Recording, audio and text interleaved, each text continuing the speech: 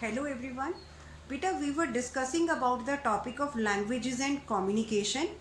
Beta, we were talking about the sama, the musical evenings, the musical time that was followed in the Chishti Khankas. Beta.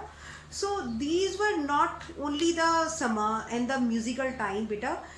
Bec- Chishti, these adopted the local languages. That is why these Chishti silsilas, these were very much famous in their particular area.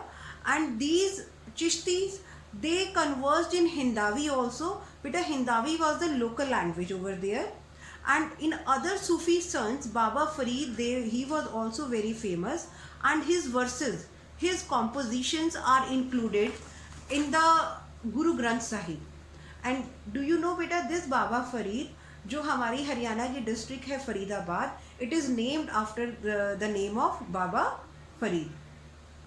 And even some other compose long poems also, और भी बहुत सारी हमारी यहाँ पे traditional poems हैं. In that love is expressed towards their deities. And other example is like Padmavat. It was composed by Malik Muhammad Jaisi. That was the story of Padmini and Ratan Sen. Ratan Sen, he was the ruler of Chittor. So many literary sources are available in the different languages about our history. So even there was a Sufi poetry which was composed in Bijapur, Karnataka, and these short poems, these were written in the Dakhini language. Because this Dakhini language, it was also like Urdu language, and it was very famous in the Chishti Sufis who lived in Karnataka. And these poems, these were sung by the ladies while doing their domestic work. And other compositions of that time were Lurie नामा और लूलाबाइज. बेटा जो होते हैं ना लोरी गाते हैं बच्चों को सुलाने के लिए, those were also the musical composition of that time. With that, some shadi nama or wedding songs were also there, which were composed at that time. And even the pre-existing bhakti tradition, जो ये Sufi saint थे बेटा, they were very much influenced with the bhakti traditions also. जो कर्नाटका के लिंगायत थे बेटा, जो उनके जो sources हैं, those are known as vachan, right? So they were very much influenced by those vachan also.